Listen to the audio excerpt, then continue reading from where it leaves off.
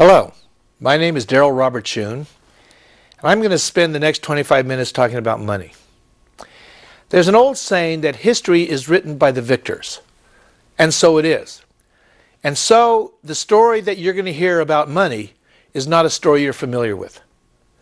Because if history is written by the victors, and it is, let me assure you, the story you're going to hear is not one that they have told, nor do they want you to know. You can take an economics course at universities, the finest universities in the world, London School of Economics, Harvard, University of Chicago, University of California, Berkeley, UCLA, whatever, take your pick, Sorbonne, or École de France, and you can take a course in economics, and you may spend a little time talking about money, but I will assure you, it's not the real story. It's what they leave out. I have a saying that what you don't know explains what you want to know. And so it is with the story of money. At these schools, they'll tell you things like, well, money is a medium of exchange.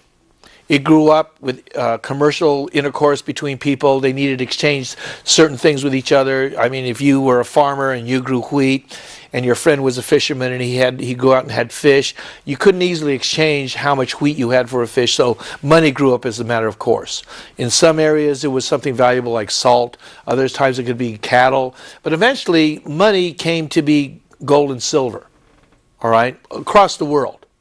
And silver was the main medium of exchange for the common people. Gold was the medium of exchange for gold. As I said, money is gold is the currency of kings, and silver is the currency of commerce. And it's a terrible part. The next part is debt is the currency of slaves.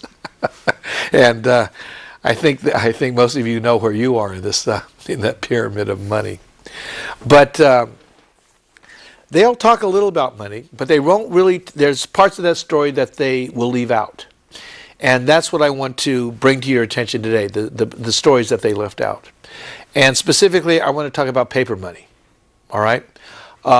Because for thousands of years, money was either gold and silver. For example, if you were a trader in the Middle East, all right, and you were going to bring teas and spices back from one area and sell them to another, you would go on your camels, you'd mount a caravan, and you would take something that you knew you could exchange for the goods and services you wanted to buy there to take them to somewhere else and sell them at a profit, all right? And so you would take gold and silver, and you would take gold and silver in the forms that you knew the people were familiar with and would accept. All right, now, where did paper money come in? Well, as with many things, paper money came out of China. China invented many, many things. It invented paper, and it invented ink. Those are the two prerequisites for paper money. All right? Without paper, without ink, you don't have paper money, all right? Now, but how it appeared is a really curious story. And for those of you who are familiar with my videos, I interview very often a man named Ralph Foster. He's a coin dealer in Berkeley, but I know Ralph as the author of a book called Fiat Currency, Fiat Money, The History of Our Currency, all right? And what I'm going to tell you is lifted directly from Ralph's book. It's a fascinating story. In around the 1st century, the 10th century AD, so we're in our period 1000, middle of our Dark Ages, all right?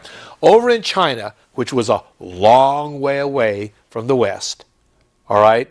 Marco Polo wasn't going to be over there for another 400 years. Okay, and so Marco Polo was the first person in the West who brought stories back about Cathay or China to the West. Now, that didn't mean stuff wasn't going on in China. They just didn't know about the Pope. They didn't know about, Charlemagne. They had no idea about the Jews. I mean, that was as foreign to them as China was to the folks in the West. All right, but in around 1000 A.D., 400 years before Marco Polo and his uncles ventured over to China, paper money first appeared on the planet. All right? And how it came to be was this.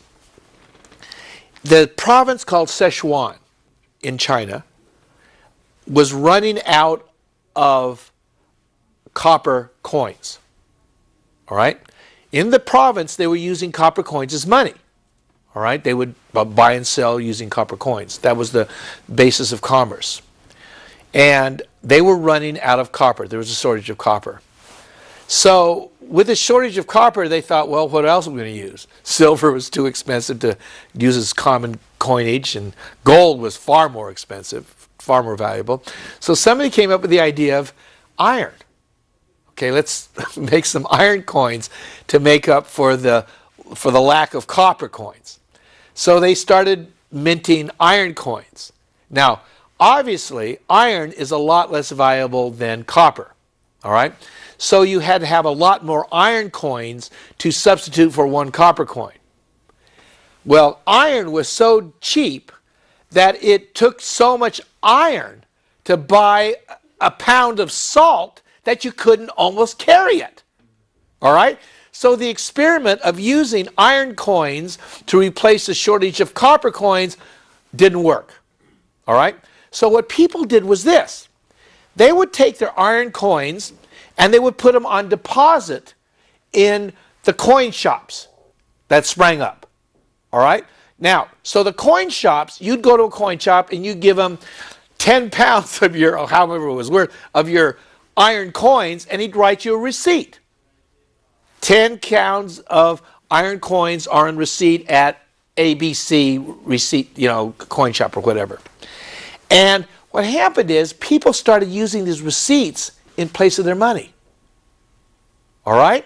So the receipts issued by the coin shops began substituting for the coins themselves. And it worked until the coin shops started issuing more receipts than they had coins for. All right? Now, I don't know who thought that up, but it sort of spread.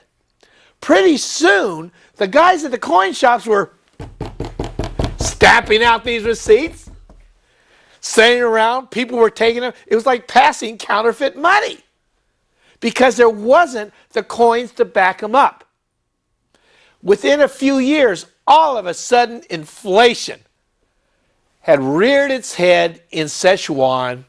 Costs of food, everything was going up, and the province started to collapse economically. Well, word of this got back to the dynasty, the Sung dynasty, that was ruling China at the time. In other words, something to the effect like, all hell is breaking loose in Sichuan. You better send somebody out there. The money's gone to shit. All right? So they put a guy on a camel and a train, Mandarin horse, fine silk gowns, and, he rides out, to Sichuan, which probably took a couple of weeks in those times, and he finds, and the place is in chaos. I mean, the place is in chaos. He starts to investigate what happens. He writes up a report. He tells in his report, I'm sure he said essentially what I just told you about the story of what happened when they ran out of copper coins, because the officials are going, well, it wasn't our fault. I mean, we ran out of copper coins, and Mr. Wong came up with the idea of using, iron coins, and we thought it was a good idea, so we made these iron coins, but they were so heavy that we couldn't take these coins, and so people put them in the shops, and pretty soon people started using receipt for the coins as in place of money. And it worked until they issued so much that, and I don't know why they issued so many. So here's this Mandarin official out in Sichuan, and he issues his first order.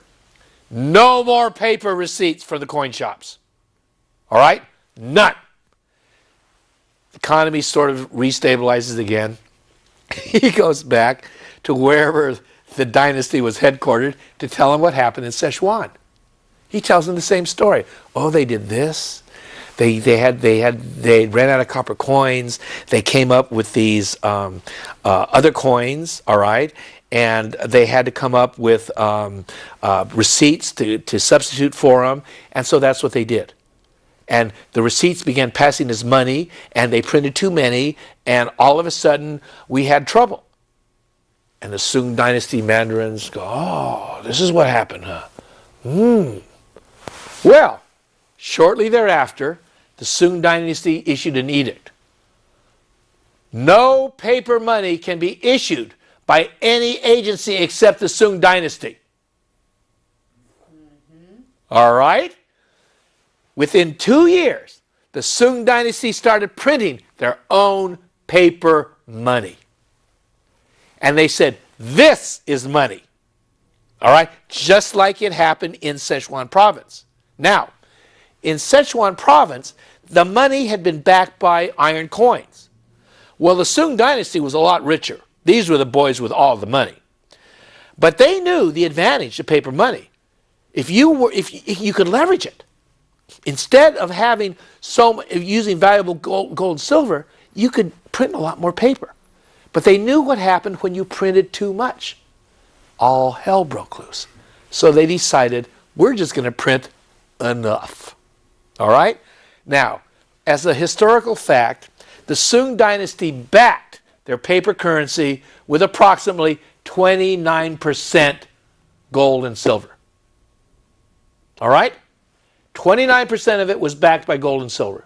So there was, quote, backing for this paper money. Now, perhaps you could take that money and let's say you were going to go to a place that outside of China and you needed to take gold and silver. You could take your money in and they'd give you gold and silver for your pieces of paper that you had, your paper money. All right? But they knew they didn't have to print one-to-one because not everybody was going to ask for their money. Only a few. So they only had to print, and the rest was free. To who? It was free to the Sung dynasty.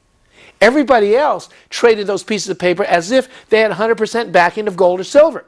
The Sung dynasty that issued them bought 3 times as much than they should have if they was using gold and silver. All right? So you see the advantage of gold and silver to the dynasty, to the government. To everybody else, there was no advantage. All right? And we will find out, there was a severe disadvantage. Because what happened to the Sung dynasty within 100 years, they kept printing more of those pieces of paper as they wanted to do and buy more things. And generally, going to war. War is very expensive. So the Sung dynasty found out, oh, pay the soldiers. Here. Buy some spears, arrows, fireworks. Here. And pretty soon, they were spending paper money like it was paper. Inflation happened in the Sung dynasty just like it did in the province of Sichuan, and the dynasty collapsed, just like the Sichuan local government collapsed. All right? Now, so the Sung dynasty falls by the wayside. What happens next is the next dynasty comes along, and they try paper money too. All right? But they're going to make sure it doesn't go bad. And for the first 30, 40 years, it doesn't go bad. Pretty soon, this happened for the next 500 years.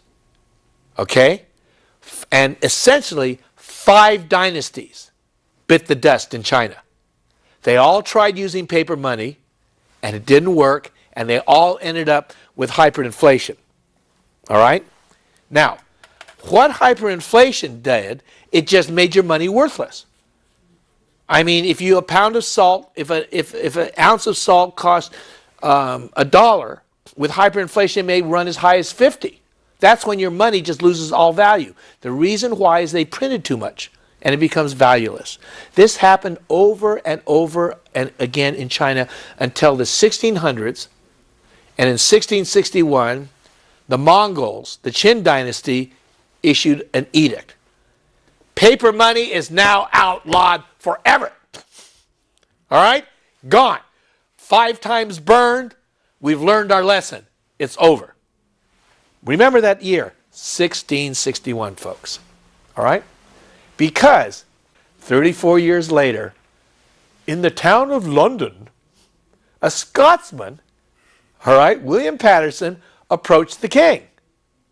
And King William III owed a heck of a lot of money. From what? From his wars. All right? And he was in debt up to his ears. He owed all this gold and silver for the wars that he'd been fighting with France. And William Paterson came to the king and said, listen, let's cut a deal. You allow us to print paper money. We will pay off, we'll loan you enough money to pay off all your debts. And we'll loan you all the money you want. And the king goes, what do you mean? He says, oh, no, we're not going to replace your gold and silver coins. They're still here. But we want you to say that the paper money is as good as gold and silver. It's worth so much in gold and silver. He said, okay. And he said, in fact, if anybody comes to us with the pieces of paper and wants to exchange them for the gold and silver, we'll do so. He says, you will? He says, oh yeah, that's our promise. That's our promise. This money, this paper money, is convertible to silver, basically. Why? Because they knew if it wasn't convertible, no one would use it.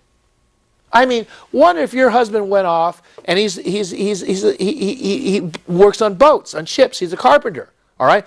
Works all week, and he comes home, and he comes to his wife, and he usually reaches in his pocket and picks out a few pence of this and a quid of this, or whatever they call their money over there at that time, and she'd use it, and she'd put it in her little kitty, and she'd say, okay, we need so much to go shopping. The kids, this is what they did, okay?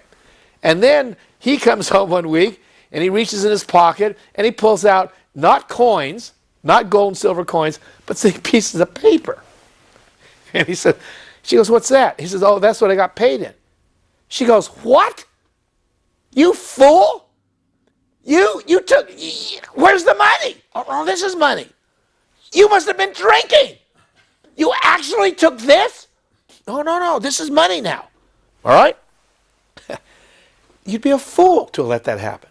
So, of course, what happened was, in the beginning, if you wanted to test it, you could walk down to the Bank of England, you know, on Threadneedle Street, that's where it is now, and give them a pound note, and they'd give you so whatever it was, and they'd give you so much sterling silver, and okay, that's all right. It really is covered by silver.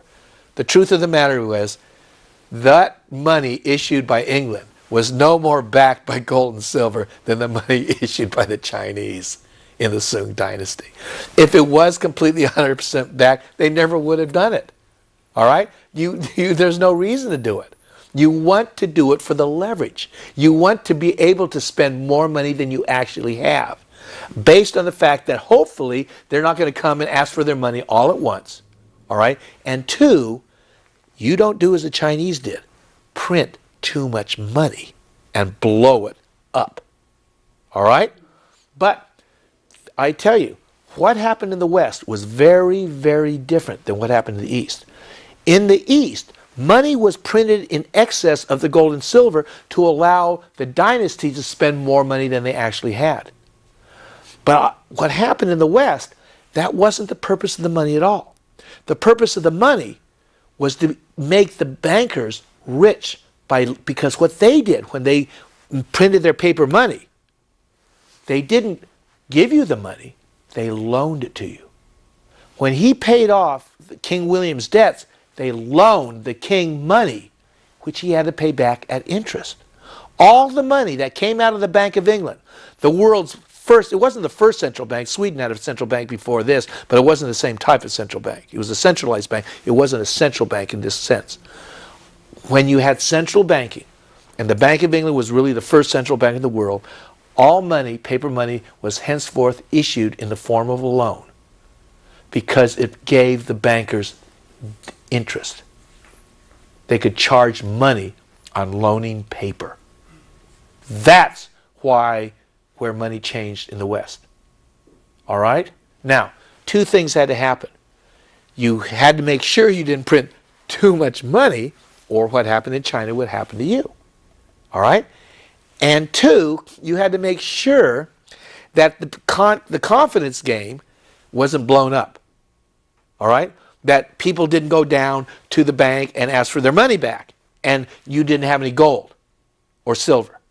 All right? Now, let me tell you how old this confidence game is being run.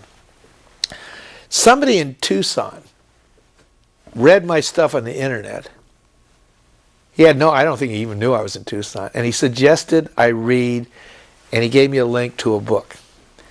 This book was from the University of California Public Library. And it was an old book that had been printed in 1809. And it was written in Old English, you know, that kind of style. It's a photo book. It's not typed out. It's all done in microfilm and stuff like that. And so this book was from a collection at the Haas Library at the University of California, Berkeley. And it was written by a guy who had a story to tell. And his story was he had reported on events in England that had happened in a small town. This regiment of the National Guard hadn't gotten paid, so they went on strike. They said, we're not going to do anything. We're not going to do what you want us to do until you pay us.